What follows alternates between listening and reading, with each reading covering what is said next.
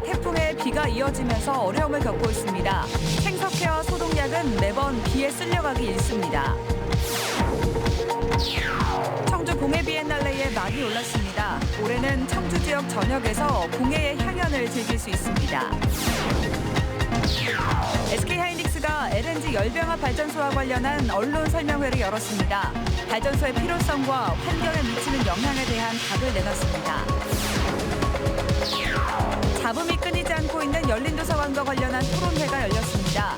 하지만 찬성 측 전원이 불참하면서 결론 없는 토론회에 머물렀습니다.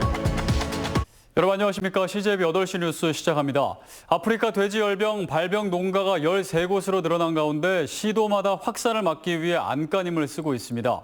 하지만 부쩍 잦아진 태풍과 비가 소독 효과를 크게 떨어뜨리면서 방역 당국이 애를 먹고 있습니다. 구준혜 기자입니다.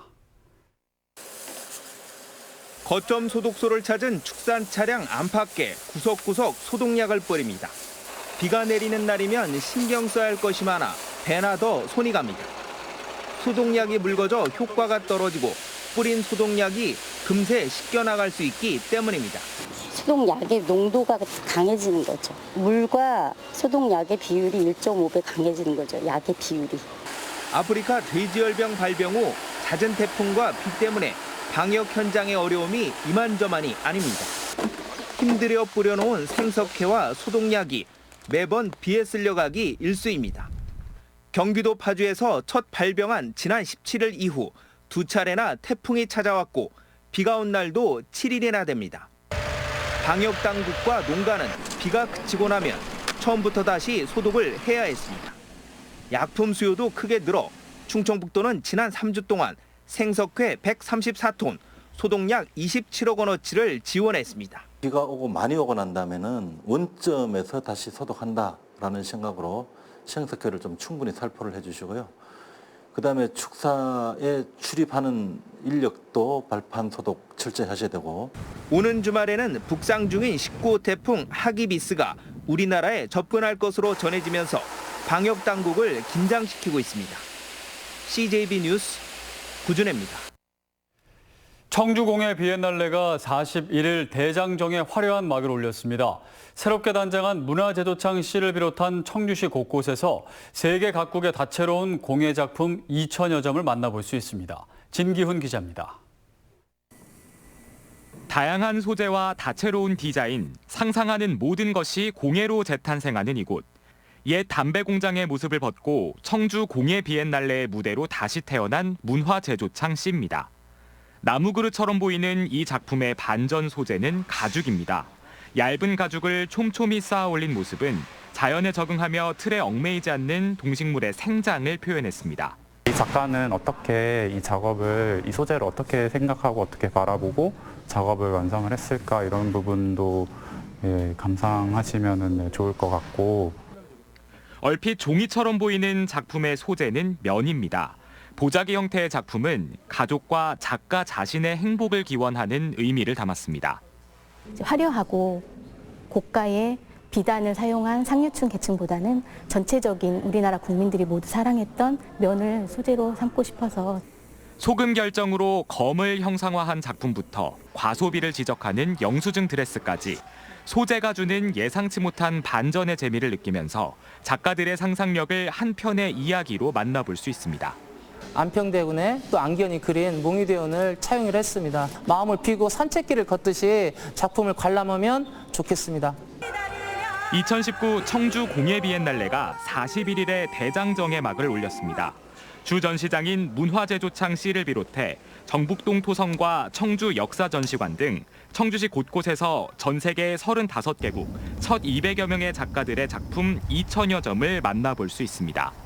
청주 전역을 공예의 향연으로 수놓을 이번 비엔날레는 오는 11월 17일까지 계속됩니다. CJB 뉴스 진기훈입니다.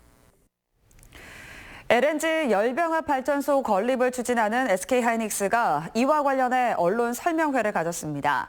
발전소를 왜 지어야 하는지, 그리고 대기 환경에는 어떤 영향을 미치는지 이 두 가지 물음에 대한 나름의 답을 내놨습니다. 조상우 기자입니다. SK하이닉스가 스마트 에너지 센터라 명명한 LNG 열병합 발전소는 M15 공장 바로 옆 부지에 2023년 가동을 목표로 추진됩니다. 인근 주민 반발에도 8천억 원이나 들여 굳이 복수의 전력망을 갖추려는 이유에 대해 SK하이닉스는 지난 6월 13분 정전에 천문학적 손실을 입은 일본 도시바 사례를 들었습니다. 자가 발전을 통해서 동시 수전을 하고 무정전의 시스템을 만들어내려고 하는 겁니다. 안 그러면 지금 이 반도체 생태계를 쫓아갈 수가 없습니다. 문제는 발전소가 대기질에 미칠 영향, 구체적으로 말하면 광화학 반응을 통해 초미세먼지로 바뀔 수 있는 질소 산화물입니다. SK하이닉스는 국내 최고 수준의 대기 방지 시설을 도입할 계획입니다. 교원대 문윤섭 교수가 이를 적용해 대기 확산 모델링을 실시한 결과 발전소와 가장 가까운 700m 지점도 발전소로 인한 초미세먼지 가중률이 계절별로 0.01에서 0.2%의 미미한 수준으로 나왔습니다. 맥시멈으로 나왔을 때 기본으로 아까 얘기했지만 4ppm 이하로 만든다는 게 지금 모델 결과에서도 이게 나옵니다. 최대로 나왔을 때 이런 경우가 발생하는 겁니다. SK하이닉스는 발전소 건설로 1년에 질소 산화물 205톤을 배출하게 되겠지만 각종 저감 사업을 통해 이보다 많은 229톤을 줄이겠다고 강조했습니다. SK하이닉스 LNG 발전소는 환경영향평가 초안이 공개된 상태로 오는 11일 흥덕구청에서 주민 설명회가 열립니다. CJB 뉴스 조상우입니다. 청주시가 문화대도창에 조성하는 이른바 열린 도서관을 놓고 민관정이 함께하는 토론회가 열렸습니다. 맞짱 끝장 토론으로 그동안 불거진 논란들을 해소해보겠다는 취지였지만 찬성 측이 전원 불참하면서 반쪽짜리 토론회에 불과했다는 평가입니다. 정진규 기자입니다. 충북 청주경실련이 개최한 문화제조창 내 열린 도서관 토론회. 참석자들은 시작부터 열린 도서관에 대한 성토를 쏟아냈습니다. 공공영역인 도서관을 민간업체가 운영하는 데다 기본 업무인 대출도 안 된다는 겁니다. 공공 서비스에 관한 이런 부분들이 어쨌든 많은 부분들이 제고되지 않은 상황이었다라는 점에서 저는 이제 도서관이 아니다라고. 관리자도 운영 계획도 정해지지 않은 시설에 청주시가 조성 비용부터 지원한 부분도 지적했습니다. 그 도서관에서 어떤 서비스를 할지도 정해지지 않았는데 인테리어 디자인을 다 해놓은 거예요, 지금. 청주시와 시의회는 앞으로 10년간 열린 도서관에 90억 원이 넘는 운영비를 지원하기로 결정했는데 형평성 논란도 벌어졌습니다. 그 책 지원비 400 받는 것도 400 받으려면 1년 평가 심사 다 하고요. 그 서류 준비가 책으로 한 권이에요. 400만 원 받는데. 청주시는 이 같은 지적에 대해 다양한 상업시설과 접목된 도서관을 만들어 시민들의 도서 이용률을 극대화하는 데 목적이 있다고 설명했습니다. 사람들이 많이 이용할 수 있는 시설에 도서관 기능을 접목해보고 도서관에 대한 조성, 운영비는 청주시가 내는 게 당연했던 겁니다. 하지만 김은숙 청주시 의원 등 열린 도서관 적극 찬성 측이 전원 불참해 토론이 일방적으로 흐르면서 결론 없는 반쪽짜리 토론회에 머물렀다는 지적이 나옵니다. CJB 뉴스 정진규입니다. 인구 절벽과 지방 소멸은 대부분 지방 소도시들이 직면한 난제 가운데 난제일 텐데요. 음성군이 대학생들의 전입운동으로 돌파구를 찾고 있습니다. 김기수 기자가 취재했습니다. 대학교 기숙사 로비에 이동 민원실을 꾸렸습니다. 설명을 듣는 학생들은 한마디 한마디에 집중합니다. 음성군이 지역 내 대학생들의 전입을 유도하는 찾아가는 이동 민원실을 마련한 겁니다. 기숙사생과 원룸에 거주하는 학생들을 대상으로 현장에서 신청서를 작성하고 접수를 받습니다. 또 전입 신고하려면 저희가 직접 면사무소를 멀리 가야 하는데 또 직접 나와주셔서 편리하게 할 수 있어서 좋았고요. 그리고 장학 혜택이 군청에서 어떤 혜택을 주는지 저희는 잘 몰랐는데 대학생 청년 인구 유입을 위해 혜택을 늘리는 조례 개정까지 끝냈습니다. 최초 전입 시 10만 원을 지급하고 학기마다 추가 지원으로 최대 90만 원의 전입 지원금을 책정했습니다. 또한 성적이 우수한 학생들은 최대 200만 원의 장학금과 학자금 대출이자까지 지원합니다. 올해 처음 도입한 이동민원실은 144명의 전입자를 모집하는 성과를 거뒀습니다. 대학생 인구 유입으로 해서 군 인구 중대와 교부세 중대는 물론이고 지역과 대학이 협업을 통해 상생 발전하는 계기가 될 것으로 기대합니다. 하지만 전입유도로 인구 숫자 늘리는 것에만 멈추지 않으려면 청년들이 실질적으로 지역에 정착할 수 있는 기반 마련 등 대안이 필요해 보입니다. CJB 뉴스 김기수입니다.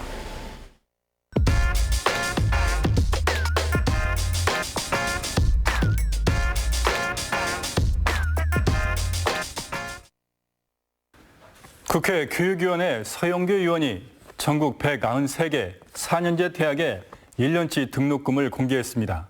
충북에서는 청주대가 762만 원으로 가장 비쌌고 음성극동대가 740만 원, 영동유원대 731만 원, 중원대와 서원대, 제천 세명대의 순이었습니다. 상대적으로 정부 지원이 많은 국립대는 사립대의 절반 수준이었습니다. 충북대 427만 원, 한국교통대 410만 원, 한국교원대는 318만 원으로 충북 지역 착한 등록금 1위, 전국 7위를 차지했습니다. 각 대학들은 정부의 반값 등록금 정책에 따라 수년째 등록금을 동결하고 있는데요. 청주대는 눈총을 받고 있는 적립금 일부를 투입해 올해 등록금을 인하하기도 했습니다. 하지만 학생과 학부모들에게 등록금은 여전히 큰 부담인 게 사실입니다. 지난해 2학기와 올해 1학기 한국장학재단을 통해 학자금 대출을 이용한 학생은 46만 2,600여 명으로 1년 전보다 19,000여 명, 4.3%가 되레 증가했습니다. 이런 가운데 경기 안산시는 올해 2학기부터 저소득층을 시작으로 일반 대학생까지 반값 등록금을 단계적으로 시행하겠다고 밝혔습니다. 이번에 전국 등록금 자료를 발표한 서영교 의원은 대학마다 교육 과정이 달라 단순 비교하기 어렵다며 대학의 입장을 일부 대변했는데요. 하지만 비슷한 등록금을 내고도 수도권과 비수도권, 국립대와 사립대, 소위 명문대와 비명문대 간 교육 격차는 갈수록 벌어지고 있다는 분석이 많습니다. 최근 이시종 지사가 수도권 명문대 본교를 충북으로 유치하자는 주장까지 내놨는데요. 바꿔 말하면 지역 대학들을 믿지 못하겠으니 대신 수도권 대학들이 내려와서 충북의 인재를 키워달라는 말이 아닐까요? 지역 대학들이 등록금을 못 올려 어렵다고 하소연하기에 앞서 얼마나 인재 육성에 최선을 다해왔는지 자성해 볼 때입니다. 팩트 더하기였습니다. 청석학원과 서원학원이 지난해 대학 사학연금 법인 부담금 수십억 원을 교비로 충당한 것으로 나타났습니다. 바른미래당 이찬열 의원의 국감 자료에 따르면 지난해 청석학원은 청주대학교의 사학연금 법인 부담금 32억 원의 93%에 해당하는 29억 9천여만 원을 교비로 냈습니다. 또 서원대학교도 지난해 법인이 내야 할 사학연금 부담금의 90%인 15억 9천여만 원을 등록금인 교비로 충당해 대학 교육의 질 하락이 우려되고 있습니다. 청주 도시공원 민관 거버넌스가 구룡공원 민간 개발에 대한 최종 합의안을 도출했습니다. 거버넌스 측은 당초 구룡공원 1구역 2곳에 대한 민간 개발 제안 가운데 개신 오거리 맞은편만을 한정적으로 허용하는 방식을 선택했습니다. 민간 개발 사업자가 이 방안을 수용하면 내일 오후 공식 기자회견을 열 계획입니다. 청주 옥산면으로 이전을 추진 중인 청주 농수산물 도매시장이 농림축산식품부의 공영 도매시장 시설 현대화 공모 사업에 최종 선정됐습니다. 이에 따라 사전 행정 절차인 타당성 조사와 중앙 투자 심사를 거쳐 207억 원의 국비 지원 등이 순차적으로 진행되면 오는 2025년 새로운 공영 도매시장이 문을 열게 됩니다. 청주공항을 거점으로 한 저비용항공사 에어로K가 오늘 국토교통부에 운항 증명 발급을 신청했습니다. 에어로K는 경영권 내용 탓에 운항 증명 신청을 늦춰오다 지난달 11일 강병호 대표이사의 연임이 결정되면서 본격적으로 취항 준비에 나섰습니다. 회사는 내년 2월 180석 규모의 A320기를 도입해 한 달 뒤 청주, 제주 노선 운항을 시작으로 국제선으로 노선을 확대할 계획입니다. 한방바이오, 제천이 이끌고 인류가 누리다라는 슬로건으로 시작한 2019 제천 한방바이오 박람회가 성황리에 막을 내렸습니다. 어제까지 모두 27만 2천여 명이 행사장에 방문해 역대급 인파가 몰렸고 도심 공연과 이벤트 강화로 도심 활성화에도 크게 기여하기도 했습니다. 음성경찰서는 이웃의 비닐하우스에 불을 지른 혐의로 65살 김모 씨를 붙잡아 조사하고 있습니다. 김 씨는 지난 6일 새벽 4시쯤 음성군 금왕읍의 비닐하우스 2동에 20분 간격으로 불을 붙여 소방서 추산 1억 5천여만 원의 재산 피해를 낸 혐의를 받고 있습니다.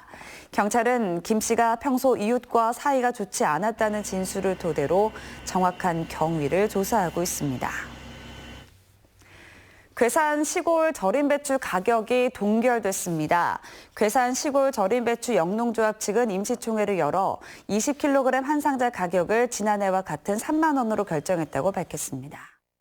추위를 부르는 가을비가 지나고 내일 아침은 더 기온이 떨어집니다. 따뜻하게 입으셔야겠습니다. 낮에도 바람이 좀 강해서 체감 온도를 끌어내리겠습니다. 특히 모레 아침은 올가을 들어서 가장 추워지겠는데요. 강원과 일부 내륙 지역의 기온이 0도 가까이 떨어집니다. 서리가 내리고 얼음이 어는 곳도 있겠습니다. 내일 아침 안개가 짙어지겠고 낮부터는 점차 맑아지겠습니다. 낮 기온은 오늘보다 높겠는데요. 서울의 한낮 기온은 20도, 대구는 24도 선까지 오르겠습니다. 어제 발생한 제19호 태풍 하기비스는 매우 강한 세력으로 발달했습니다. 주말쯤이 되면 일본 큐슈 동쪽 시코쿠 지방을 향할 것으로 보입니다. 세력이 워낙 강해서 우리나라도 간접적인 영향을 받을 가능성이 있습니다. 이번 한 주는 대체로 맑은 가운데 쌀쌀하겠습니다. 날씨였습니다.